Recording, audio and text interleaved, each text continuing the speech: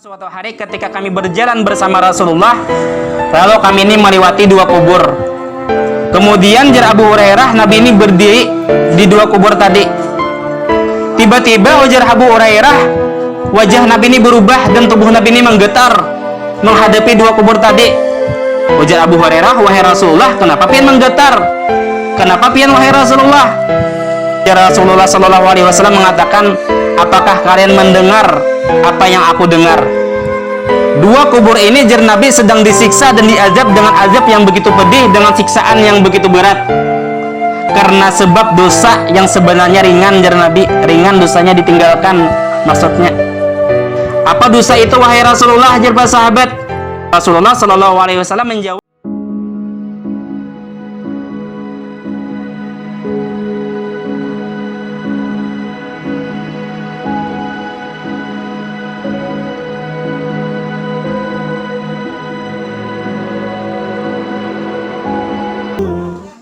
ila hadratin Nabil Mustafa Sayyidina Rasulullah Muhammad ibn Abdullah wa ala alihi wa sahbihi wa man tabi'ahu wa mawalah wa likulli niyatin salihah. Al-Fatihah.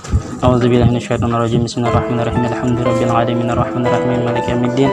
Iyyaka na'budu wa iyyaka nasta'in. Ihdinas siratal mustaqim siratal ladzina an'amta 'alaihim ghairil maghdubi 'alaihim waladdallin.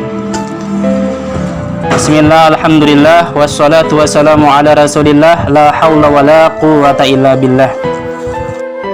Subhanaka la ilma lana illa ma 'allamtana innaka antal alimul hakim. Rabbi shrah li sadri wa yassir li amri wahlul 'uqdatam min lisani yafqahu qawli, amma ba'du. Alhamdulillah, segala puji bagi Allah. Pada sore hari ini kita masih diberikan kesempatan oleh Allah Subhanahu wa taala untuk kembali berhadir di rumah yang insya Allah penuh berkah ini. Dan dari sekian banyak orang yang beraktivitas pada sore hari ini, ternyata Abu Hantian yang dipilih oleh Allah Subhanahu wa taala, yang diringankan langkahnya, yang dilembutkan hatinya, sehingga bisa kembali berhadir di rumah ini. Mudah-mudahan kada bulik kita daripada rumah ini, kada pulang kita daripada tempat ini, melainkan dosa-dosa kita diampuni oleh Allah Subhanahu wa taala, dan yang mana memiliki penyakit disembuhkan oleh Allah Subhanahu wa taala, dan yang mana rezekinya sempit itu diluaskan oleh Allah Subhanahu wa taala. Ahibail kiram rahimakumullah. Pada minggu dahulu kita sudah membahas tentang 8 hal untuk menghadapi kematian yang perlu kita persiapkan bekal-bekalnya. Jadi 8 hal itu, pertama, kalau kita menghadapi kematian, sakaratul maut dulu. Mbak sakaratul maut, alam kubur. Mbak alam kubur kita dibangkitkan di padang mahsyar. Nah, setelah lama kita di padang mahsyar, maka kita amal-amal kita dihitung mana yang lebih banyak, apakah amal baik atau amal jahat. Setelah dihitung, ditimbang pulang amal nih, mana yang lebih berat, apakah yang lebih berat amal baik atau yang lebih berat amal jahat. Nah, yang terakhir napa? Ini penentu kita apakah kita menjadi penghuni surga atau penghuni neraka, yaitu meniti jembatan titian siratal mustaqim. Kalau kita sudah selamat yang terakhir ini, buntung sudah kita. Nah, jadi 8 hal ini yang perlu kita persiapkan. Dan pada minggu dahulu juga kita sudah membahas tentang bagaimana dahsyatnya sakaratul maut. Bagaimana dahsyatnya sakaratul maut, bagaimana iblis berupaya untuk membuat iman seseorang hilang ketika dia meninggal dunia. Bahkan seorang wali pun bisa kada selamat ketika sakaratul maut. Contohnya kan Bala'am bin Ba'ura yang diceritakan Nabi. Nah, ketika dia meninggal dunia, sekalinya su'ul khatimah, seorang wali Allah. Dan pada minggu dahulu juga kita sudah membahas persiapan menghadapi sakaratul maut. Kayak apa caranya supaya kita selamat? Nah, apa bakal-bakalnya? Karena bakal menghadapi sakaratul maut belain non bakal menghadapi alam kubur kada sama. Nah, kemudian pada kesempatan kali ini kita akan membahas alam kubur, fitnah kubur. Nah, kayak apa fitnah kubur? Apa persiapan kita menghadapi fitnah kubur? Nah, waalaikumsalam. Nah, jadi di antara i'tikad Ahlus Sunnah wal Jamaah yang wajib kita i'tikadkan, bahwasanya kita percaya azab dan fitnah kubur itu ada. Karena wah ini ada orang yang kada percaya di kubur itu disiksa, ada yang kada percaya. itu sudah keluar daripada Ahlussunnah wal Jamaah. Karena Rasulullah Shallallahu Alaihi Wasallam bersabda, ujar Nabi, tidak pernah aku melihat suatu pemandangan yang lebih mengerikan, yang lebih menakutkan daripada pemandangan alam kubur. Sampai Nabi takutan dengan alam kubur nih. Jadi kayak apa fitnah dan azab kubur itu? Jadi digambarkan dan diceritakan bagaimana fitnah dan azab kubur itu ketika seseorang dikuburkan dan ketika keluarganya sudah meninggalkan 7 langkah daripada kuburnya. Nah, ternyata di kuburnya itu sudah berdatangan sesuatu yang menakutkan dengan suara yang menyeramkan, jar. Jadi orang yang dikubur ini bertakun, siapa engkau? Suaramu sangat mengerikan. Ujar suara tadi, aku adalah sholat yang engkau tinggalkan. Nah, kemudian datang pulang suara yang lebih mengerikan. Jar orang tadi, siapa engkau? Aku adalah zina yang engkau lakukan. Datang pulang yang lebih mengerikan lagi suaranya sambil berkata, aku adalah tali persaudaraan yang engkau putus. Aku adalah durhakamu kepada orang tuamu. Banyak sekalinya dosa berdatangan ketika kita dikubur. Sehingga ini sudah ketakutan sebelum datangnya malaikat mungkar dan nakir. Nah, dan begitu malaikat mungkar dan nakir datang, rupanya orang yang ketakutan ini ketika melihat wajah mungkar dan nakir semakin takut, sehingga ketika ditanya kada kawa menjawab dan kada kawa berkata apa-apa. Di saat itulah malaikat mungkar dan nakir memukul dan menyiksanya. Ketika dipukul dan disiksa, turun suara dari langit, kadzaba abdi, ini adalah hambaku yang pendusta, ujar suara tadi. Bawakan hamparan dari neraka, ambilkan pakaian dari neraka, buka pintu neraka ke kuburnya sehingga hawa panas neraka selalu masuk ke dalam kuburnya. Nah, makanya inilah ujar Nabi, bisa jadi kubur itu menjadi khufran min khufarin niran, jurang daripada jurang neraka, lubang daripada lubang neraka. Jadi apa persiapan kita, apa bakal kita untuk menghadapi alam kubur? Jadi di dalam kitab Qiyamatus Sughra, nah di situ disebutkan pertanyaan malaikat mungkar dan nakir itu dialami oleh semua orang, baik kekanakan atau orang tua, baik orang Islam atau orang kafir, itu sebenarnya akan ditanya oleh malaikat mungkar dan nakir. Tetapi jar Nabi di dalam hadis-hadis idin, Rasulullah Shallallahu Alaihi Wasallam mengatakan ada amaliyah yang dikhususkan untuk menghadapi fitnah dan azab kubur. Nah, amunnya kita mengamalkan amalan-amalan yang diberi Nabi ini, insya Allah kita akan selamat daripada fitnah dan azab kubur. Yang pertama, qiraatul muluk kulla lailatin, membaca surah Al-Muluk setiap malam, membaca surah Tabarak setiap malam. Maka kada kawa bahasa malam kada kawa, setiap malam membaca surah Al-Muluk. Ujar Nabi, barang siapa yang membaca surah Tabarak, surah Al-Muluk setiap malam, nah maka dia akan selamat daripada azab dan fitnah kubur. Makanya hafal kita makam. Kemudian kada hafal, tulak ke mana ziarah misalnya musafir, kada membawa bukunya, kada terbaca. Nah, di dalam hadis lain lagi Rasulullah Shallallahu Alaihi Wasallam mengatakan, orang yang selamat daripada azab kubur itu, jar Nabi, orang yang setiap malamnya membaca surah As-Sajdah, surah yang biasa dibaca subuh Jumat. Nah, amunnya orang membaca surah As-Sajdah setiap malam, nah maka ujar Nabi dia selamat daripada azab kubur.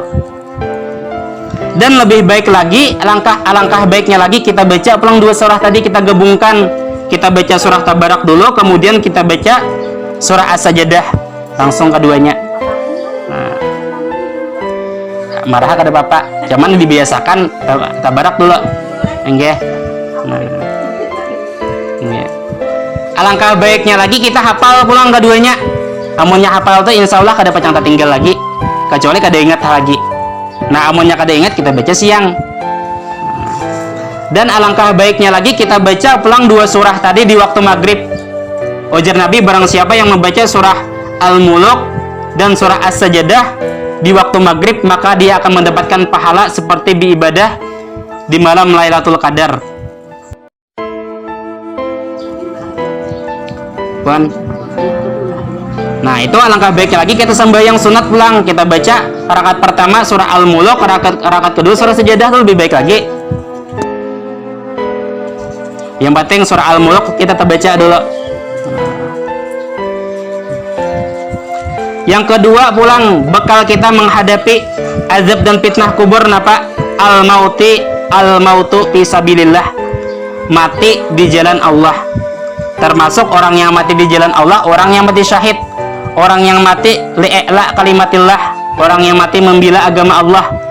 Nah, pada minggu dahulu kita sudah menjelaskan juga nih, ternyata orang yang mati syahid ini banyak, bukan hanya orang yang meninggal ketika berperang membela agama Allah. Banyak sekalinya orang yang mati syahid. Itu sudah dijelaskan pada minggu dahulu. Dan orang yang mati di jalan Allah ini termasuk orang yang menuntut ilmu. Bubuhantiannya nah. Ada yang mati di sini, mudahan panjang umur. Ada yang mati tiba-tiba, beruntung benar mati beruntung, selamatnya daripada azab dan fitnah kubur. Nah, atau tulak anak kasini, mati di tengah jalan. Nah, mati beruntung, selamat daripada azab dan fitnah kubur. Atau bulik daripada sini kada sampai ke rumah belum meninggal. Nah, itu selamat daripada fitnah dan azab kubur. Jarang aja ada orang mati di majelis. Jarang ada orang mati. Jadi Ujar Habib Abdurrahman bil Faqih mengatakan, kalau seseorang tuh berniat di hatinya, ujarnya di hatinya berniat, mulai wayah ini, ya Allah, ulun akan menuntut ilmu sampai ulun mati. Kada pacangkat parai lagi, menuntut ilmu sampai mati. Bila ada pembacaan pacang turun, berniat di hatinya kayak itu, napa padilahnya? Ujar Habib Abdurrahman bil Faqih, maka dia akan mendapatkan pahala menuntut ilmu sampai ia mati. Pahalanya mengalir terus. Dan apabila ia mati, walaupun tidak dalam keadaan menuntut ilmu, mati di rumah, mati di ranjang, maka dia mati digolongkan dengan orang yang mati menuntut ilmu, selamat daripada azab dan fitnah kubur.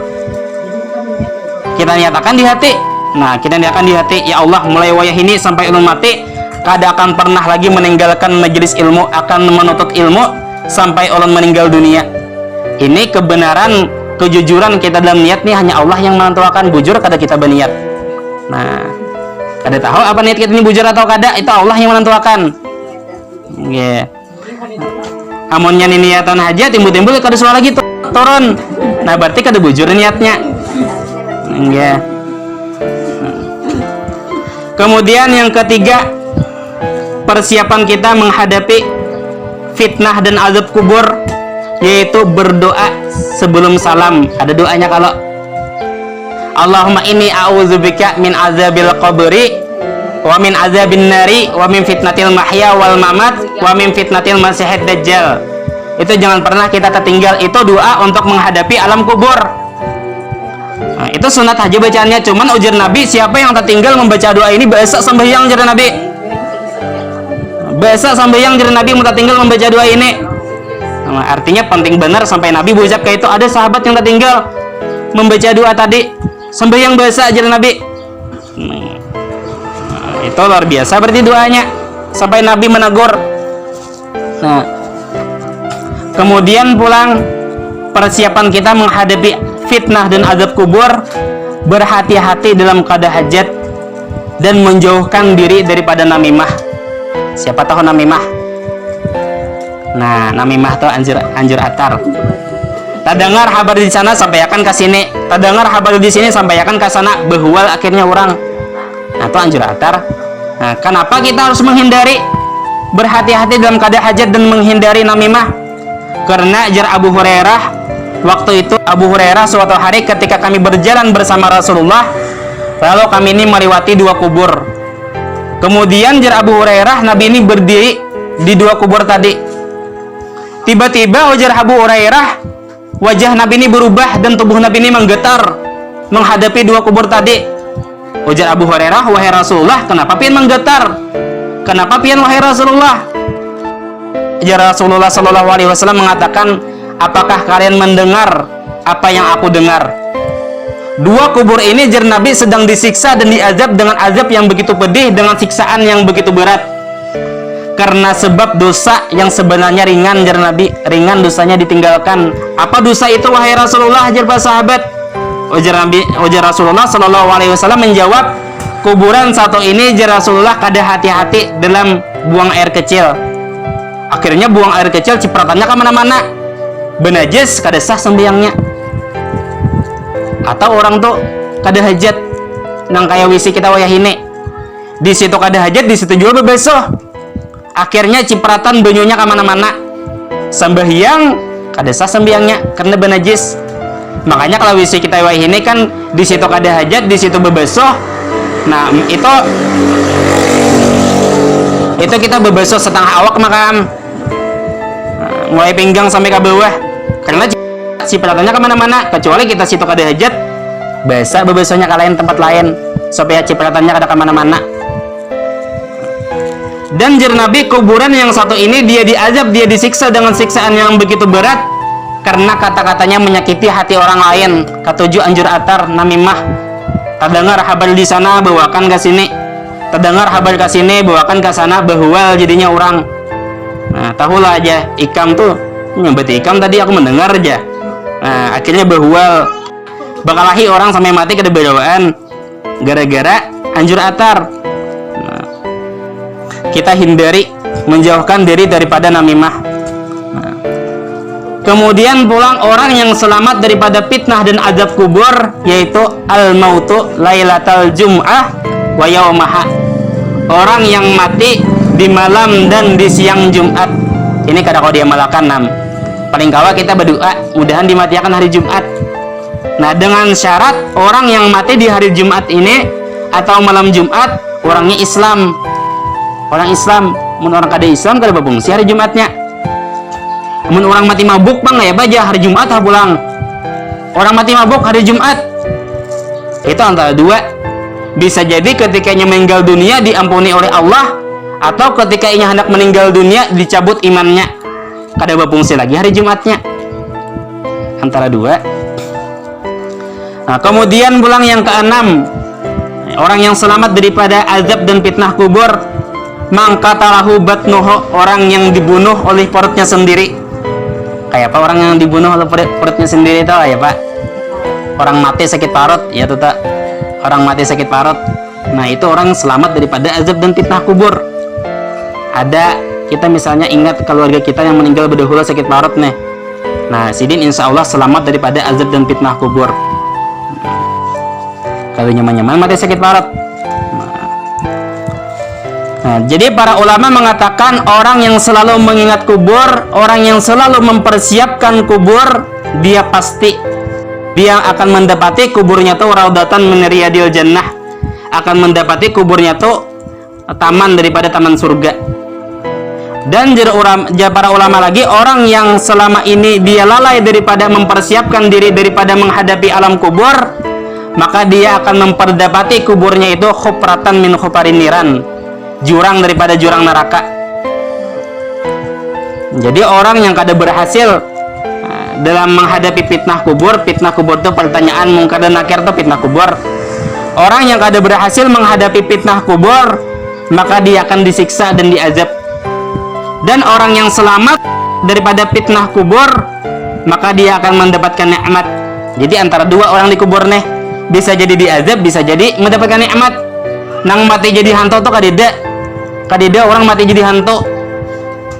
Antara dua, amannya kada diazab, diberi nikmat. Kadida yang mati jadi hantu. Nyaman benar bila orang mati kada baik jadi hantu kulilik-kuliliknya di dunia. Nah, maka itu kalau mati jadi hantu, sakom orang mati kada baik tuh. Kada disiksa di kuburnya, nyaman konyok-konyok mengganggu orang. Itu kerancakan melihat TV. Nah,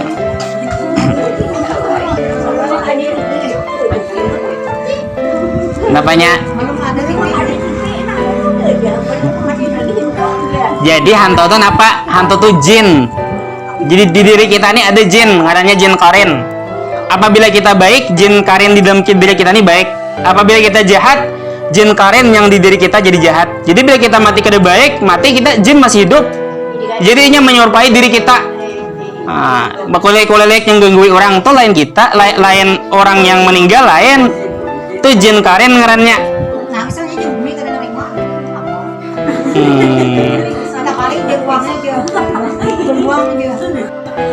Nyaman benar orang mati jadi hantu berarti.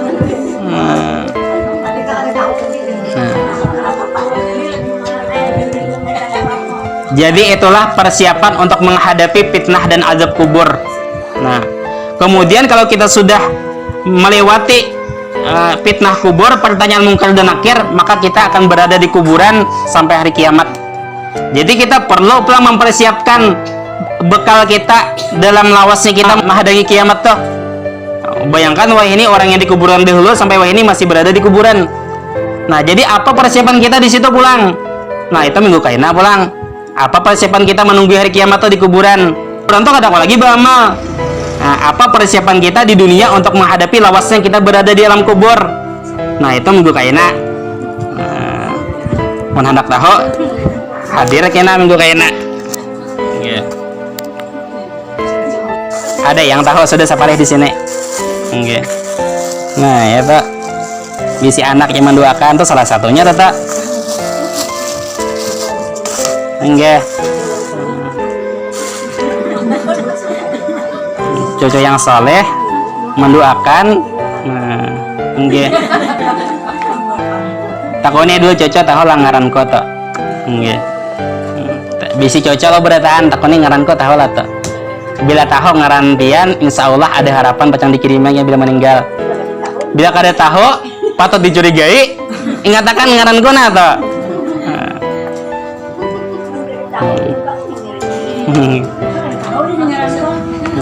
Tahu ya ngaran pian?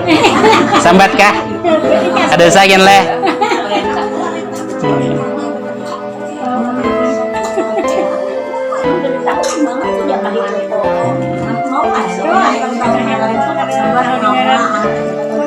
Bisa, nah, cuman kalau tahu cucunya tahu ngaran kita itu harapan lebih besar. Kamunya kada tahu itu antara dua. Nggih. Nggih.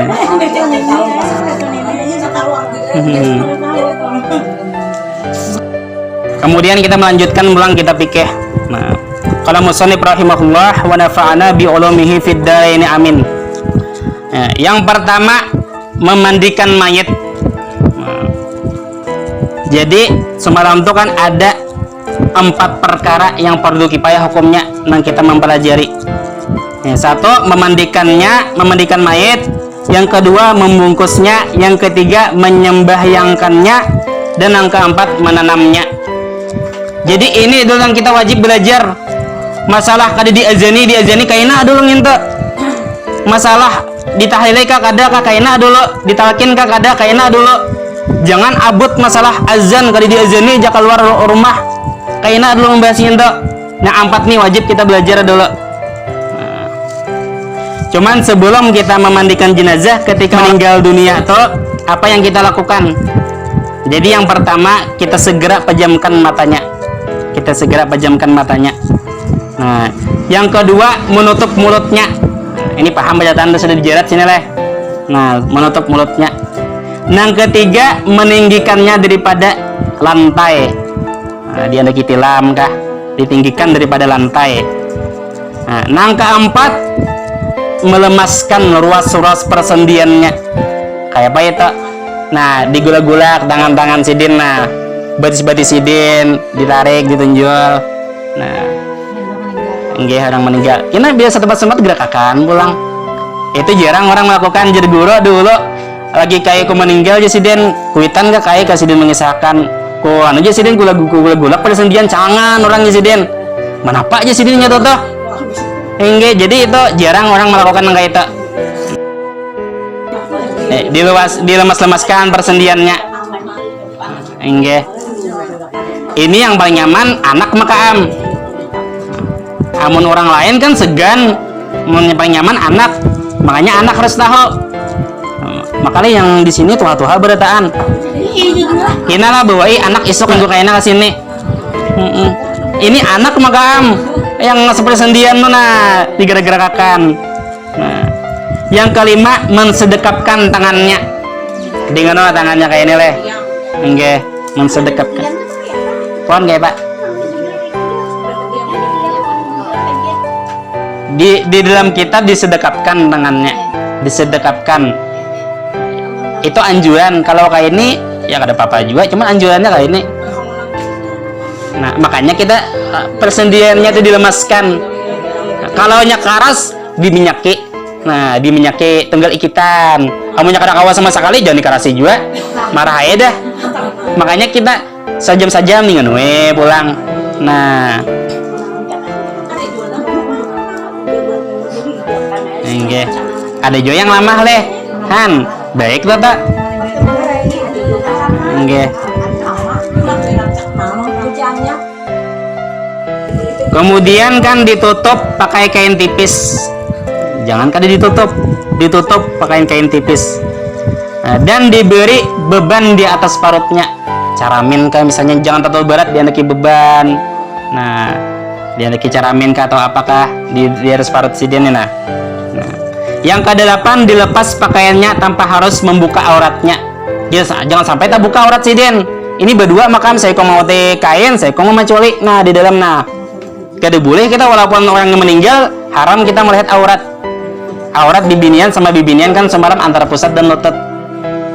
Makanya kita persendiannya dilemaskan. Jadi kan kada harus baju itu digunting. Nah, kada beguntingan baju mau bazir jadi beguntingan baju. Ini anak maka merajinan. Amun orang lain ya begunting lagi.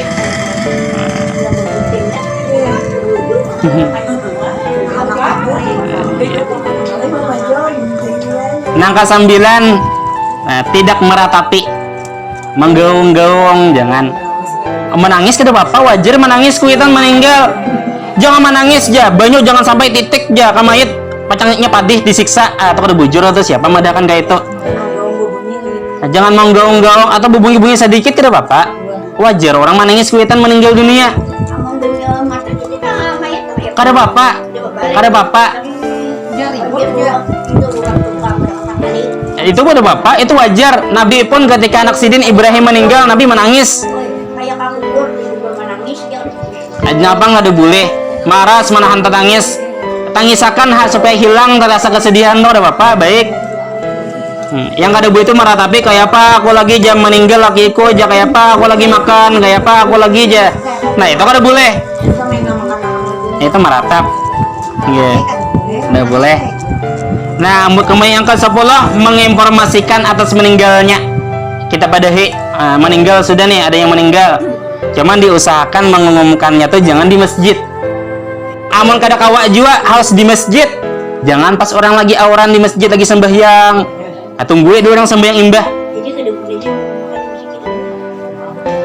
Lebih bagusnya jangan di masjid. Cuma amunnya sudah kada kawa lagi harus di masjid. Malah bukan di masjid, cuman jangan mengganggu orang ibadah di masjid. Nah itu kita kebiasaan sudah di tempat kita. Enggak. Amunnya kawa juga kada di masjid kada apa kita dari rumah ke rumah kada apa baik lagi. Jadi kenapa kita tadi disuruh ketika orang meninggal dunia persendiannya dilemaskan, diandaki di parutnya beban, ditutupi muhanya, diandaki di tempat yang lebih tinggi, di antara padilahnya supaya orang yang melihat itu menyanjung. Jelamahnya lebih baiknya jurang. Karena sanjungan orang itu berpengaruh kepada orang yang meninggal. Karena kan pernah diriwayatkan daripada Anas bin Malik. Waktu itu jarak Anas, Nabi ini dilewati oleh jenazah. Kemudian orang-orang yang dilewati jenazah ini, itu orang itu baik benar aja. Orang itu masjid terus aja, bersedekah terus orang itu aja. Ujar Nabi wajibat 3 kali Nabi nyebut wajibat. Sahabat ini bingung aja. Okay. Cuman di satu kesempatan yang lain Nabi ini pernah juga dilewati jenazah. Lalu jenazah di hadapan Nabi. Banyak orang-orang yang dilewati oleh jenazah tadi berucap orang itu cuma mabuk aja. Kada baik ada orangnya itu aja. Hanya mabuk orang tadi meninggal sudah aja. Orang tuh maling ya. Banyak Nabi berucap wajibat ya Nabi. Nah, jadi Sayyidina Umar ini penasaran betakun loh Nabi, wahai Rasulullah. Sayyidina Umar, kenapa pian ketika dilewati oleh jenazah kemudian orang menyambat memuji jenazah tadi pian menyebut wajibat 3 kali, kemudian di kesempatan lain pian dilewati oleh jenazah kemudian orang menyambat kada baik kepada jenazah tadi pian menyebut wajibat juga. Ujar Nabi, apabila orang itu meninggal dunia kemudian disaksikan oleh orang lain ini mati sebagai orang yang baik, maka dia pasti masuk surga, ajar Nabi. Jadi penting benar pujian orang tuh. Nah, makanya kenapa kita kita lemaskan persendiannya toh. Nah, kita andap di paratnya supaya jangan buruy paratnya, orang mati ini mau buruy parat. Salah satunya itu supaya orang tuh menyanjung kepada yang meninggal, ala baiknya aja matinya ini aja. Nah, apabila orang tuh banyak menyanjung, orang yang meninggal nih insya Allah pasti mendapatkan manfaatnya. Bisa jadi orang yang meninggal nih asalnya ada baik, timbul-timbul orang menyanjung, nah, bisa jadinya tabarik jadi masuk surga. Nah, itu keutamaannya. Ini anak makan berperan di sini. Nah, makanya bawa anak ini supaya tahu.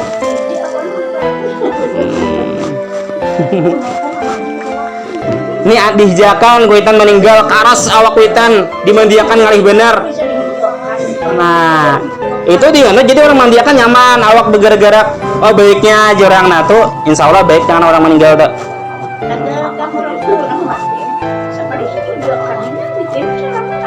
Orang tertentu ada.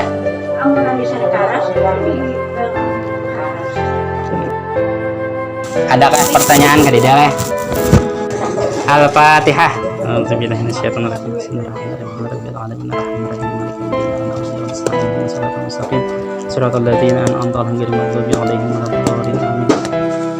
Bismillahirrahmanirrahim. Alhamdulillah wassalatu wassalamu ala Rasulillah. Allahumma faqihna fid din, Allahumma faqihna fid din, Allahumma faqihna fid din. Waj'alna min ibadika sholihin wa min awliyaikal muttaqin bi rahmatika ya arhamar rahimin. Rabbana atina fid dunya hasanah wa fil akhirati hasanah wa qina adzabannar. Wa sallallahu ala sayyidina Muhammadin wa ala alihi wa sahbihi ajma'in. Alhamdulillahi rabbil alamin. Taqabbalallahu minkum.